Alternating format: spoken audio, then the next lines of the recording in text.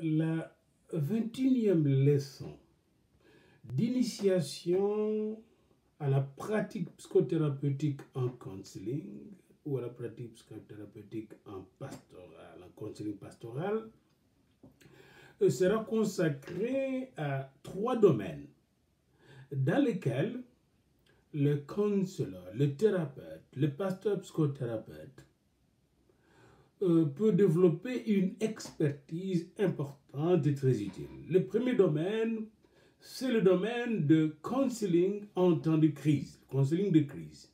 Le deuxième domaine, c'est le domaine de la consultation entre pairs ou de la consultation entre le thérapeute et un client ou plusieurs clients, ou la consultation entre le thérapeute et le groupe constitué. Ici, c'est le domaine de consultance, c'est-à-dire le thérapeute se forme comme consultant. Troisième domaine, c'est le domaine de la supervision des pairs, de la supervision des étudiants qui se préparent à devenir des conseillers. Donc vous avez les domaines d'intervention en temps de crise, les domaines de la consultation et le domaine de la supervision. Commençons par le premier domaine. La crise. Qu'est-ce que le counseling de crise? Qu'est-ce qu'on entend par une personne en crise? Ici, nous allons nous référer à James et Gilliland, qui ont écrit un bon livre sur ce sujet en 2001. Et selon eux, une crise, c'est quoi? C'est la perception d'une expérience ou d'un événement, d'une situation difficile, intolérable. La perception d'un événement ou l'expérience d'un événement ou d'une situation difficile, intolérable. Une situation qui dépasse les ressources et les capacités de l'individu. Par exemple, l'individu qui arrive à la maison, puis constate que toute la maison a été pillée et la femme n'est pas là, les enfants ne sont pas là, il trouve du sang partout. C'est une situation qu'il dépasse, intolérable. Ou quelqu'un qui dort dans la maison, puis entend que des gens frappent à la maison, puis quand elle se présente à la porte, on le ligote, on le jette par terre, on prend tout, puis les gens disparaissent. C'est une situation, un événement, une expérience qui le dépasse, dont la difficulté est intolérable. C'est une situation difficile. Robert, un autre psychothérapeute, en 1990, dans son ouvrage, a décrit 5 critères plutôt pour définir une crise. Premier critère, c'est un événement brusque, un événement imprévu et qui se précipite dans la vie de quelqu'un, qui se produit dans la vie de quelqu'un de façon précipitée et qui le menace, qui menace sa sécurité. Deuxièmement, après cet événement, la personne apparaît incapable de modifier cette situation, incapable de faire face à cette situation, incapable de résoudre le problème qui se présente. La personne apparaît incapable de gérer cette situation. Pas de méthode, pas de moyen pour gérer, pour supporter cette situation. Donc, il y a un événement difficile qui se produit et qui le menace, qui l'angoisse, qui le tourmente. Deuxièmement, la personne n'a pas de moyen de faire face à cette situation. Troisièmement, la personne, n'est-ce pas, a peur. Et la peur augmente devant cette situation. La tension augmente. Et même la confusion qui augmente. La personne est confuse. Elle a peur. Et elle est très tendue. Quatrièmement, la personne n'est pas du tout confortable. Et elle exhibe une situation d'inconfortabilité. La personne n'est pas confortable. Elle est troublée. Et cinquièmement, la personne traverse un état de déséquilibre mental, psychologique et déséquilibre. Voilà donc les 5 critères, les 5 conditions pour dire qu'une personne est en crise.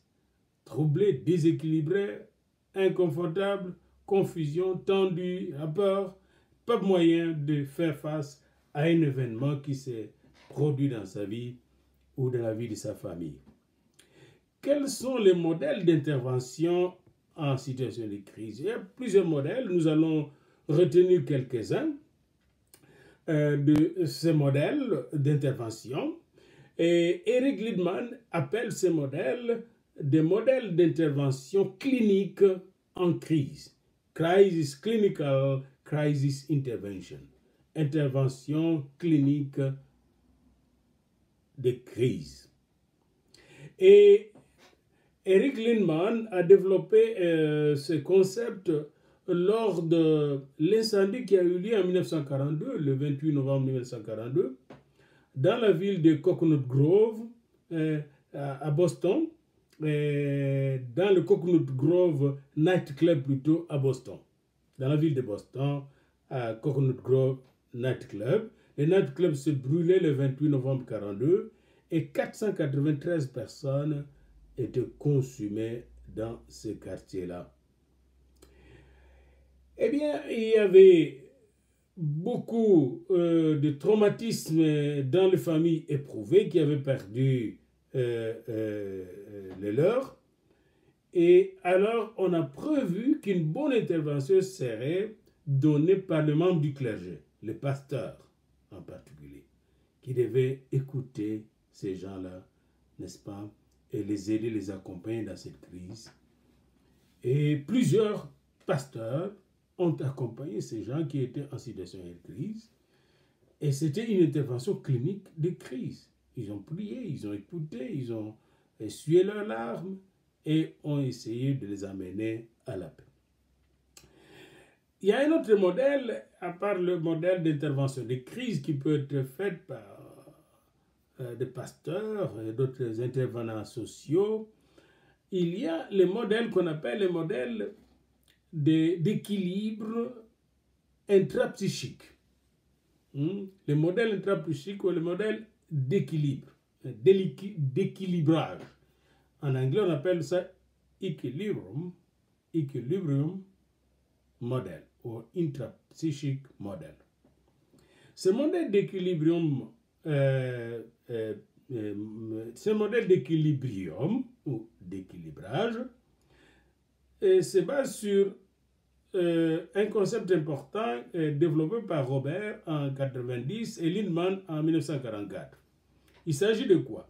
Quelqu'un qui est en situation de crise est déséquilibré mentalement, psychiquement. Il faut l'amener de l'état de déséquilibre à l'état d'équilibre. J'ai un exemple que je donnais moi-même tiré de la Bible. Il s'agit de déséquilibre mental, psychologique dans lequel se retrouvait le prophète Élie après avoir vaincu le prophète de Baal quand sa vie était menacée par Jézabel. Et c'est intéressant de voir cela au chapitre 19. Akab rapporta à Jézabel, 1 roi 19. Akab rapporta à Jézabel tout ce qu'avait fait Élie et comment il avait tué par l'épée tous les prophètes de Baal. Jézabel envoya un message à Élie pour lui dire que le Dieu me traite dans toute leur rigueur si demain en cette heure je ne fais pas de ta vie ce que tu as fait de la vie de chacun d'eux. Voilà le message troublant qui vient déséquilibrer Élie. Élie, voyant cela, souleva et s'en alla pour sauver sa vie. Verset 3. Il arriva à Beersheba qui appartient à Juda. Il y laissa son serviteur. Pour lui, il alla dans le désert, où après une journée de marche, il s'assit sous un genêt et demanda la mort. Il est déprimé, il est suicidaire, il veut mourir. C'est assez maintenant. Éternel, prends mon âme, car je ne suis pas meilleur que mes parents. Verset 4. Au verset 5, il se coucha et s'endormit sous un genêt, il attendait la mort. Et voici un ange le toucha et lui dit, lève-toi, mange. Le premier traitement qu'on lui donne. On lui parle, on dit, lève-toi, mange. Il regardait, il y avait à son chevet un gâteau cuit sur des pierres chauffées et une cruche d'eau. Qu'est-ce qui était dans ce gâteau et dans cette eau? On ne sait pas. Il mangea et but, puis se recoucha. L'ange de l'Éternel vint une seconde fois, le toucha et dit, lève-toi, mange, car le chemin est long pour toi. Il se leva, mangea et but, et avec la force que lui donna cette nourriture, il marcha 40 jours, 40 nuits, jusqu'à la montagne de Dieu à Horeb, la montagne où l'on retrouve la force. Horeb, la montagne où Moïse retrouva la force alors qu'il était totalement abattu après avoir été menacé de mort lui aussi en Égypte. Alors qu'est-ce qui arriva là? Après avoir mangé, il a eu la force de marcher pendant 40 jours et 40 nuits. Encore là, dans cette nourriture, il y avait quelques substances, n'est-ce pas, chimiques, qui ont permis au cerveau d'Élie, du prophète Élie, d'être guéri, d'être équilibré. Hein? Il avait de l'équilibre psychochimique. Et là, il entra dans la caverne et il passa la nuit. Et voici la parole de l'Éternel lui fut adressée en ces mots. Que fais-tu ici, Élie? Il répondit, j'ai déployé mon zèle pour l'Éternel, le Dieu des armées, car les enfants d'Israël ont abandonné ton alliance, ils ont renversé tes autels, et ils ont tué par l'épée tes prophètes. Je suis resté moi seul, et ils cherchent à monter la ville. L'Éternel lui dit, sors, et tiens-toi dans la montagne devant l'Éternel. Et voici l'Éternel passant, et devant l'Éternel, il y avait un vent fort et violent qui déchirait les montagnes et brisait le rocher. L'Éternel n'était pas dans le vent. Et après le vent, ce fut un tremblement de terre. L'Éternel n'était pas dans le tremblement de terre. Verset 12. Et après le tremblement de terre, un feu. L'Éternel n'était pas dans le feu. Et après le feu, un murmure doux et léger. Et là, l'Éternel parle à une âme blessée qu'il est en train de soigner et de guérir. Quand Élie l'entendit, il s'enveloppa le visage de son manteau. Il sortit et s'éteint à l'entrée de la caverne. Et voici une voix lui fit entendre ces paroles. Que fais-tu ici, Élie? Et il répondit, j'ai déployé mon zèle pour l'Éternel, le Dieu des armées. Il y avait Sabaoth, car les enfants d'Israël ont abandonné ton alliance. Ils ont renversé tes autels et ils ont tué par l'épée tes prophètes. Je suis resté moi seul et ils cherchent à monter la ville. L'Éternel lui dit, va, reprends ton chemin par le désert jusqu'à Damas. Et quand tu seras arrivé, tu oindras Hazaël pour roi de Syrie. Tu oindras aussi Jéhu, fils de Nimchi, pour roi d'Israël. Et tu oindras Élisée, fils de Shaphat, d'Abel, Mehola, pour prophète à ta place. Et il arrivera que celui qui échappera à l'épée d'Hazaël, Jéhu le fera mourir. Celui qui échappera à l'épée de Jéhu, Élisée le fera mourir. Mais je laisserai en Israël 7000 hommes, tous ceux qui n'ont point fléchi le genou devant Baal et dont la bouche ne l'a point baisé. 7000 hommes. Alors qu'Élie pensait que tout le monde, tous les serviteurs de Dieu étaient partis. Élie partit de là et il trouva Élisée, fils de Shaphat, et il fit appel à Élisée. Et c'est le seul que Élie, n'est-ce pas, a mis en fonction pour devenir son successeur. Mais Élie ne s'est pas occupé d'oindre le roi d'Israël et le roi de Syrie. Voyez-vous? Il ne s'est pas occupé de cela. C'est Élisée qui va le faire. Mais pour revenir à notre texte et en même temps au cours, vous avez vu, le Seigneur, l'Éternel, a pris Élie d'un état de déséquilibre pour l'amener à l'état d'équilibre. Il commença d'abord par le nourrir. Une nourriture spéciale, puis lui faire une marche de 40 jours, 40 nuits.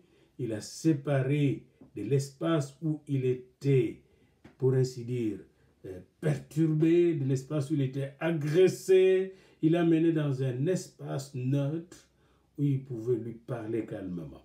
Il ne va pas parler par le vent, il ne va pas parler par les tremblements de terre ou par le feu, mais par un murmure doux et léger. Comment vous parlez à quelqu'un qui est en crise? Et c'est très important. Donc c'est ce modèle, et finalement nous trouvons ce modèle de rééquilibrage qui consiste à amener la personne d'un état de déséquilibre à un autre état qui s'appelle l'état d'équilibre. Puis il y a le modèle cognitif que vous avez bien étudié, qui a été mis au point par Aaron Beck. Et selon Aaron Beck, beaucoup de personnes sont troublées par des événements qui se produisent dans leur vie à cause de leur fausse perception de la vie. Alors il faut arriver à corriger cette perception qu'ils ont de ces événements. Précipitant par exemple une mort subite qui arrive, puis il dit « Ah, c'est le sorcier ». Puis la personne panique, « Le prochain sera moi ». Alors il faut travailler là-dessus pour arriver à aider la personne à passer de cet état de déséquilibre à l'état d'équilibre. Il faut travailler au niveau cognitif. Selon certains cognitivistes, dont Canel, en 1999, il a décrit 3 aspects de la crise. Dans une crise, il y a l'aspect événement qui précipite, qui cause la crise. 2, il y a la perception de l'individu qui est en détresse. Et 3, il y a le fait de manquer de moyens, de méthodes pour gérer la situation, pour faire face à la situation. Vous avez l'événement, vous avez l'individu, sa façon de percevoir, la perception de l'individu, et vous avez le manque de moyens, l'individu qui manque le moyen pour faire face à cette réalité. Voilà donc, quand vous traitez une crise, il faut regarder quel est l'événement qui cause cette crise, une mort précipitée par exemple, comment l'individu perçoit cette mort, et quels sont les moyens qui manquent à l'individu pour faire face à cette situation de crise. Il y a aussi les modèles de transition psychologique. La personne qui choisit de passer par une transition psychologique, ce modèle est souvent appelé le modèle comportemental. C'est-à-dire les individus qui, souvent, chaque fois qu'ils ont un problème, une situation difficile, et doivent passer à une autre situation, passent toujours par une crise. Il y a des femmes, par exemple, chaque fois qu'elles sont en grossesse, passent par une crise. Et d'autres, chaque fois qu'ils trouvent un emploi, il a une crise.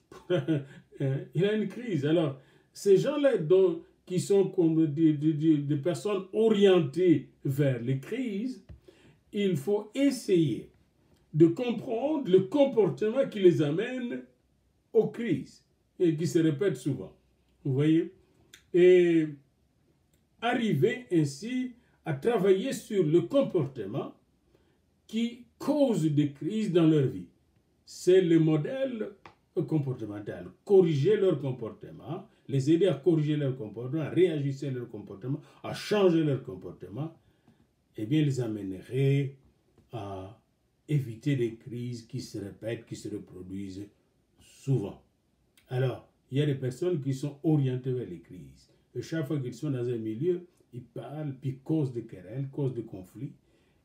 Et il faut les aider à changer le comportement. Puis il y a le modèle utilitaire ou utilitariste. Le modèle utilitaire, dans les crises, a été inventé par des gens comme Cleespies, Delepot, Gallagher et Niles en 1999, est défini comme une urgence, n'est-ce pas, qui atteint dans l'esprit des gens, une urgence qui atteint un niveau de risque imminent. Il y a une urgence qui atteint un niveau de risque imminent. Et ces personnes sentent que c'est un risque imminent. Si je ne reçois pas de l'aide extérieure rapide, je meurs ou alors je vais subir des dégâts irréparables. Alors, dans ces cas-là d'urgence imminente, d'emergency, comme on dit en anglais, eh bien, la personne a besoin d'aide utile, d'aide concrète. Il faut aller au secours. Par exemple, la maison qui est en train de brûler. Il faut une aide imminente, vous voyez. Il y a un événement qui se produit là, c'est très pratique, il faut aller l'aider. La personne qui meurt de faim, ou la faim qui ravage un groupe humain, une société humaine. Nous avons besoin d'intervenir. Alors, il y a différentes phases d'intervention des crises.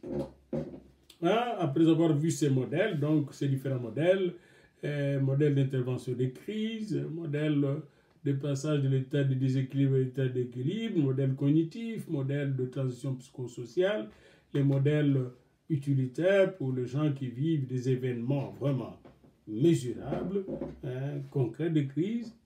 Nous allons passer aux différents stages. Le premier stage, la première phase pour traiter une crise, c'est d'évaluer et de connaître le problème. Évaluer. Stage 1, évaluer la crise. Évaluer la crise. Deuxièmement, rapidement, planifier l'intervention thérapeutique. Troisième stage, intervenir rapidement. Et le quatrième stage ou la quatrième phase, c'est la résolution de la crise. Donc, vous évaluez la crise, vous comprenez le problème, vous intervenez, et dès que vous avez planifié l'intervention, et la crise est résolue. Alors, Gilligan insiste qu'à la première phase, il faut définir rapidement le problème. Et deuxièmement, pendant que vous définissez le problème, il faut assurer la personne qui est en problème et assurer aussi sa sécurité. Prenez une personne qui est menacée d'être tuée, il faut assurer sa sécurité rapidement. Et puis, troisième stage, promouvoir, lui donner du support. La personne pouvoir le support. La personne a besoin de support. Et à la fin, vous examinez s'il y a d'autres alternatives et faire un plan pour continuer à l'aider régulièrement. Canel lui dit que le premier stage, alors que vous définissez le problème, il faut développer et maintenir le contact. Il y a des gens qui sont dans crise, je veux me suicider, il faut maintenir le contact. Et identifier rapidement le problème, c'est le deuxième stade. Et puis, prévoir comment gérer cette situation, puis faire le travail de suite. Pour Peterson, en 2000, il définit pour lui le traitement des crises rapides comme ceci, établir une relation d'aide, assurer la sécurité de la personne, après conduire l'évaluation de la crise, puis donner le support et assister la personne avec un plan d'action bien arrangé et puis prévoir la suite. Walsh lui propose ce traitement de suite. 1. La crise arrive, vous stabilisez la personne, deuxième étape, vous l'aidez à s'ajuster et après vient l'aide pour donner à la personne la possibilité d'avoir les moyens lui-même de s'en sortir et l'aider à se maintenir en état d'équilibre. Donc, le counselor qui se prépare à devenir un spécialiste en intervention de crise doit savoir comment établir rapidement une relation de travail avec quelqu'un qui est en crise. Rapidement, comment établir une relation et rester en contact avec la personne. Et comment définir, diagnostiquer rapidement les problèmes. Et troisièmement, comment mobiliser rapidement le support nécessaire et clarifier les alternatives utiles. Et quatrième phase, comment aider la personne même qui est en crise à initier des changements rapides et prévoir finalement le travail de suite. Alors, l'intervention de crise est toujours une intervention dans un contexte de crise. Et ce contexte, il faut que vous puissiez le connaître rapidement. Travailler par exemple avec les victimes de désastres naturels, d'un incendie ou des guerres, vous oblige à connaître le contexte. Et quand vous connaissez le contexte, vous saurez comment aider ces gens-là à passer de l'état de déséquilibré à l'état d'équilibré. Travailler avec les victimes de violences, par exemple, qui sont objets de violence dans leur maison, violence physique, violence verbale, c'est entrer dans leur contexte existentiel, comprendre leur situation rapidement et les amener à sortir de cet environnement violent pour leur donner un environnement paisible. D'où la nécessité d'établir un contact intense, un contact profond avec ces victimes de crise. Voilà donc la première leçon sur la spécialisation en domaine de crise. Les psychothérapeutes doivent avoir une connaissance de différentes crises humaines, crise personnelle, crise interpersonnelle, familiale, doit s'initier à la connaissance de différentes crises, doit connaître comment mesurer les dangers dans une crise et peut-être faire recours à la police, à l'armée, etc., lorsque c'est nécessaire pour éviter, n'est-ce pas, de dégâts irréparables comme la mort de la personne qui est en crise. Ceci dit, nous pouvons maintenant nous diviser en groupes de 2 par 2 et chaque personne va présenter une situation de crise à l'autre. Et vous allez voir comment l'analysant et l'analyste vont se comporter. Donc vous simulez une situation de crise personnelle et vous demandez de l'aide.